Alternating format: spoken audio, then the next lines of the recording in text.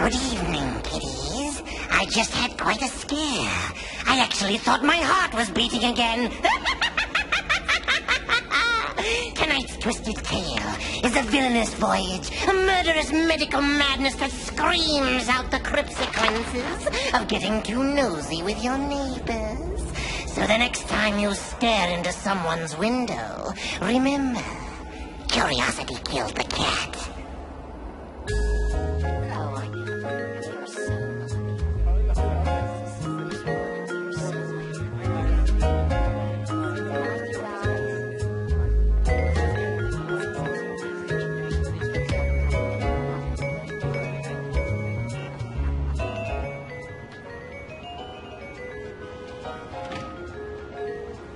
Anyway, there we were.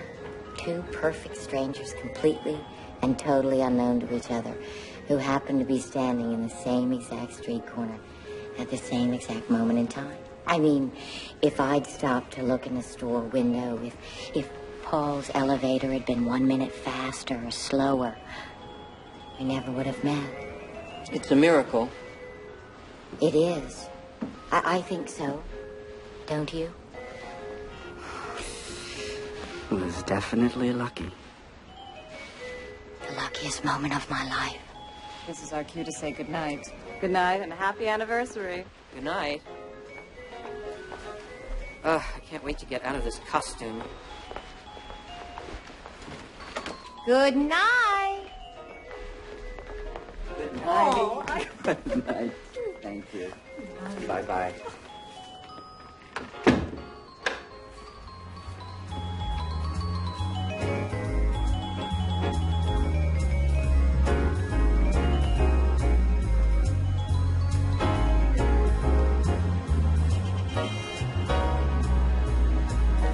You know what? Yes, I do. I do. Totally. Wildly. Oh, I got you something. I hid it so you wouldn't find it. What do you mean you're not interested in having this conversation? Who are you? I don't care. Don't walk away from me like that. I don't care if you have a headache. Take a fucking aspirin for Christ's sake. This is important to me. I look great. I get all dolled up. We've been out God knows how long. And you want to go home after 5 fucking minutes because you said ever don't shush me. I don't think you're chattering. I had fun at that party. I wanted to stay there. I wanted to stay there for a whole evening. Come on. Don't turn that light out on me. You gotta talk to me. I'm the one who's screwing patients. What kind of doctor are you? You must be able to communicate with people.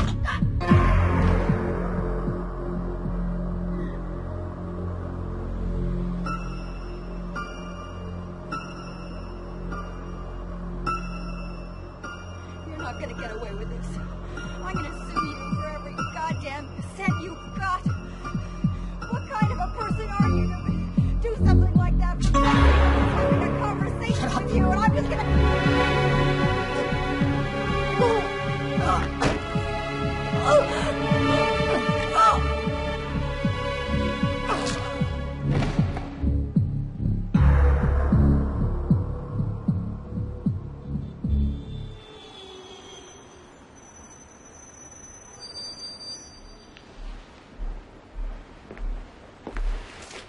Happy anniversary, sweetheart. Susie, what's the matter? What's the matter? What's going on? Baby, what happened? Talk to me, sweetheart. Oh. It's all right. It's all right. Just take a deep breath. Oh, it's okay. It's okay. Everything's gonna be okay. I'll get a doctor. I'll get a doctor and be back.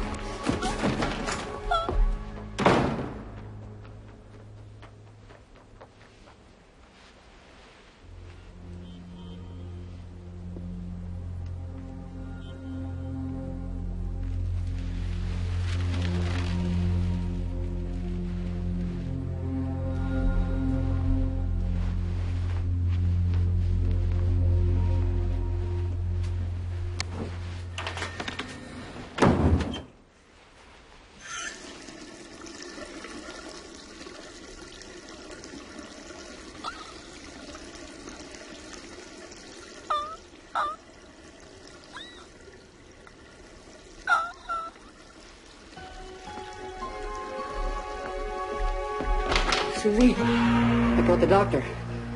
Sit down, Mrs. Hastings. Sit down on the couch where I can get a better look at you.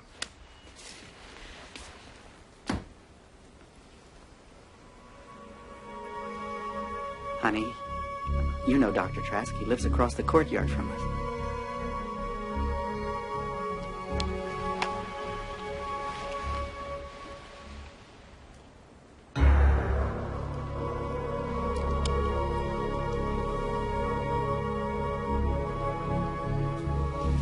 Tell me again what happened. I was gone 5 minutes at the most. When I came back, she was just standing out there. She couldn't talk. She could hardly move. It was like, I don't know, somebody put a spell on her. She hasn't spoken a word since. And where did you say she was standing exactly when you found her in this state? Out there, looking out on the balcony.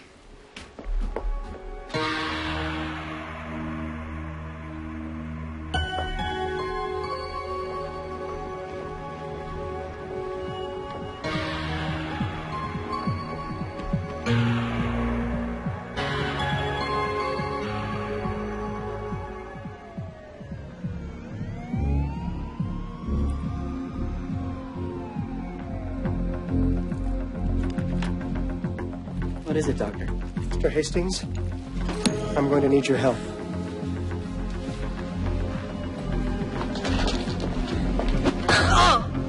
Hold your wife, Mr. Hastings. I need to give her something.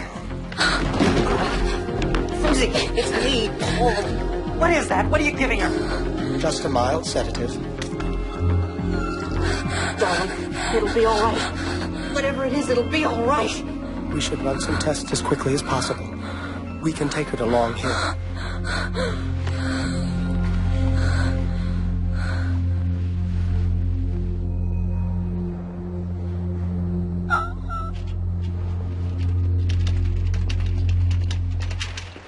It's all right, Susie.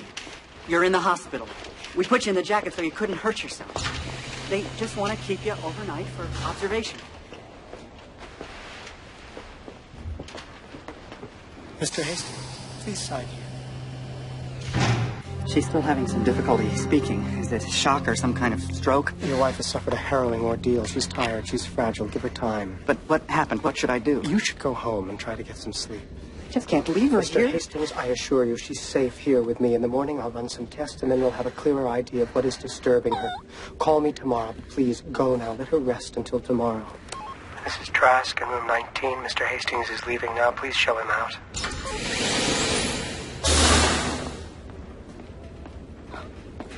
I gotta go now, Susie. Dr. Trask is here to take care of you. And I'll be back in the morning.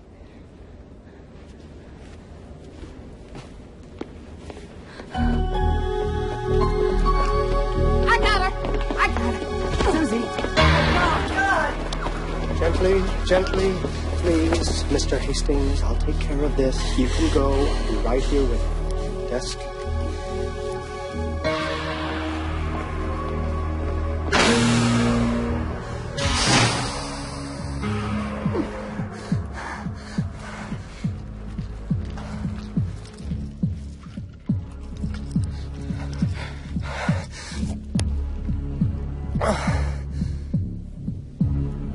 A heart condition. Too much excitement, too much noise, too much talking. Aggravates it terribly.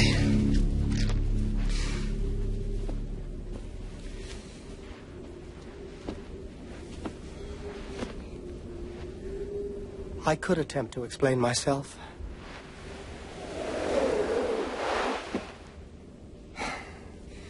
But if you don't mind, I think I'll just skip the self-justification.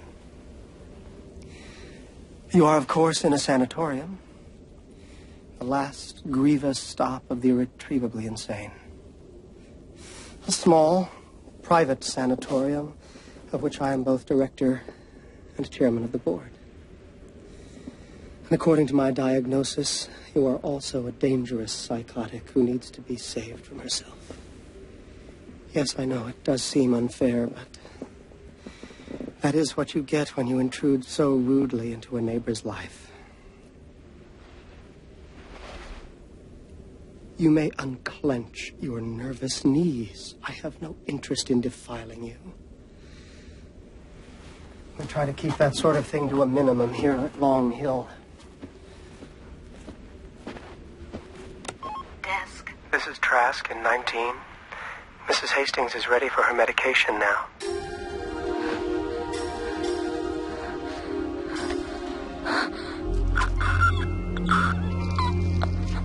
Good night, Susan. Something remarkable has happened to your wife. Something profound and traumatic. And since she is either unable or unwilling to tell us herself, we have no choice but to wait. Wait for what? Until she snaps out of it. It could be tomorrow. Or it could take years.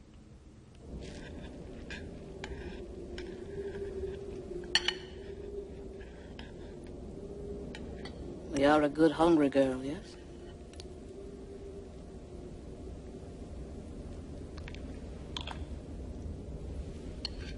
Not like the other ones.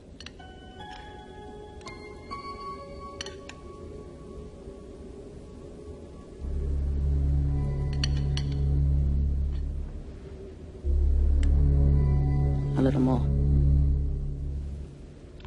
That's good. Carrots are good for the nerves.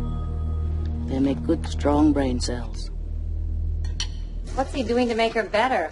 To get her out of that god-awful jacket? I came out of the bathroom. Oh, Susie was out on the Paul. terrace. Paul. I went out. Paulie. In 13 years of working at a medical research laboratory, Oh, I have shut never up. heard of anyone who went from sane to insane in the space of 5 minutes. That just does not happen. Dolores, you should see her. She can't talk. She doesn't know where she is or who I am. She came at me with a golf club. Well, what do you know about this doctor anyway? Oh, Jesus. Hey, a word to the wise from your big sister. Check him out. That's all I'm saying. If it were me, I'd leave no stone unturned. I'd make damn sure Susie was in the right hands.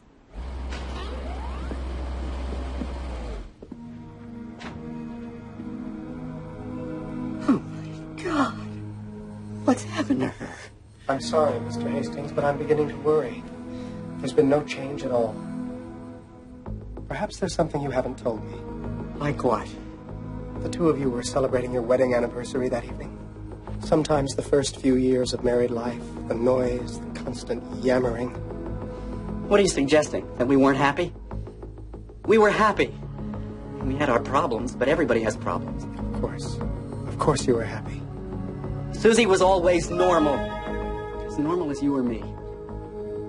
The psyche is like a kaleidoscope. One shift, the slightest turn can affect everything. What was once quiet and familiar can become terrible and terrifying. I believe that this is what has happened to your wife. I don't believe it.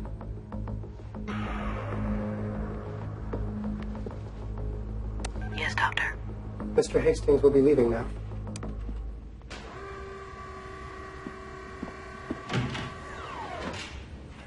I'll be back.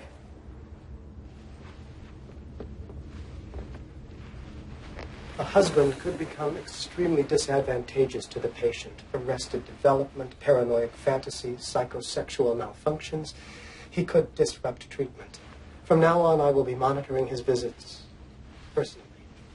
I understand, Doctor.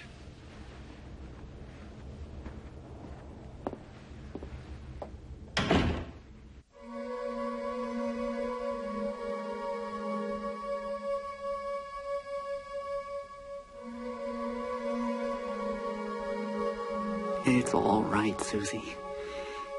Everything's gonna be all right. I'll find out what happened. And you'll come back. You'll come home to me.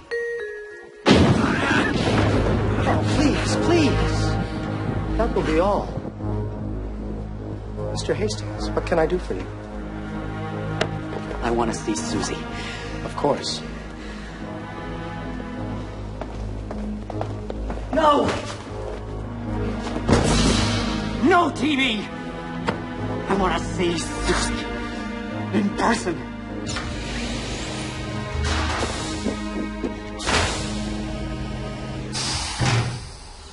Missed you so much. keep going back to that night. Rewinding the tape over and over. I'm in the bathroom looking for the bracelet. You're alone. When I come out, you're frozen. But something about it is all wrong. But what? Something happened when I was in the bathroom. It had to have something in the living room.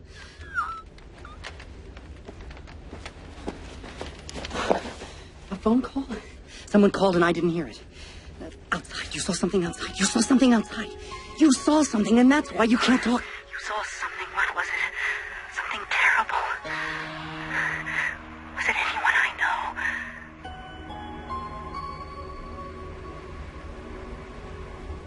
The doctor. Trask. You saw Trask. Oh, shit.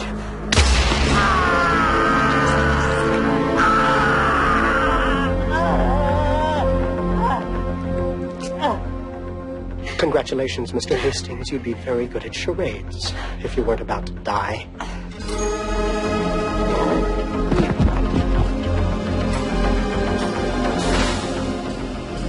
I sent Mr. Hastings home. You may bolt the gates.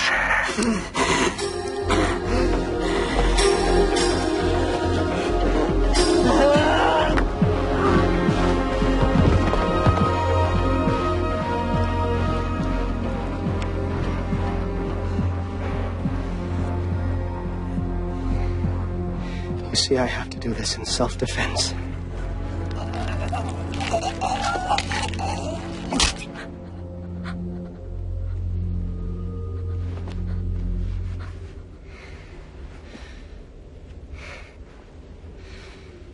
Oh, love. Once again, it complicates everything. All fed and bathed now. Time for a little pill and a nice long nap. Good afternoon, Doctor. Desk?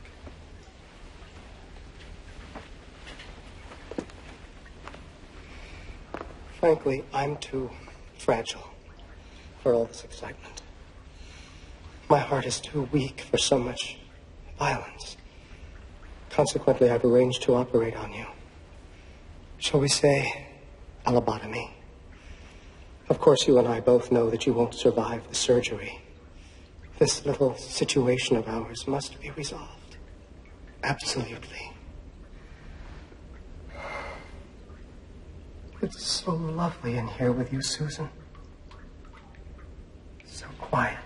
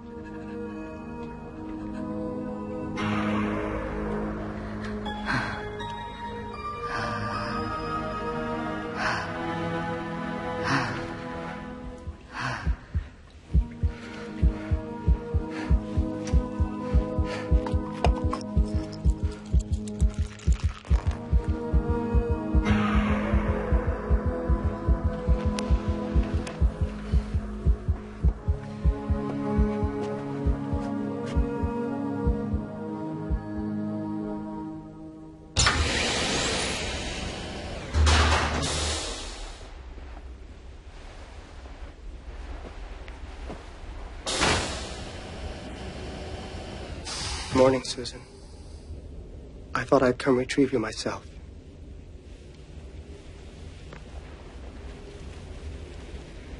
I'm going to release you from your straitjacket now.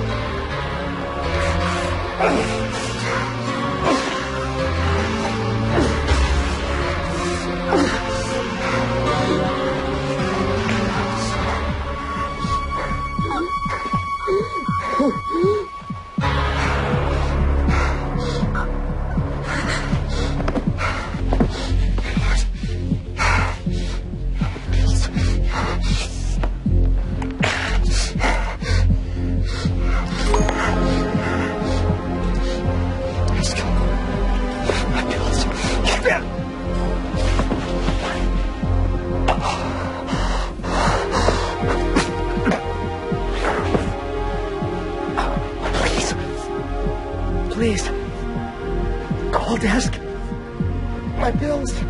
Please. You can't speak. Oh, yes, I can.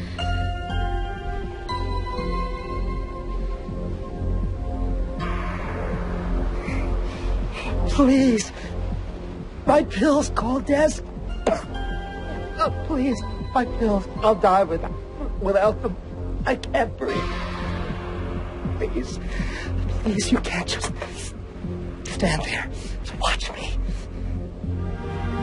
I want to watch you. You deserve to die. Murderer! Like you. Like you.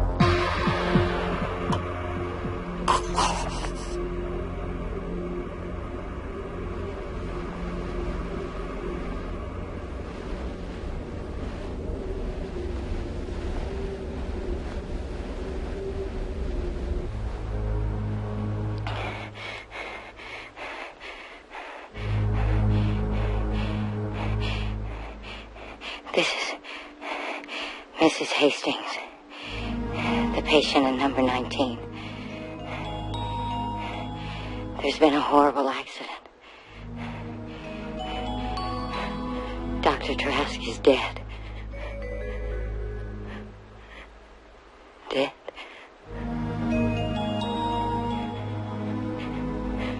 Dead.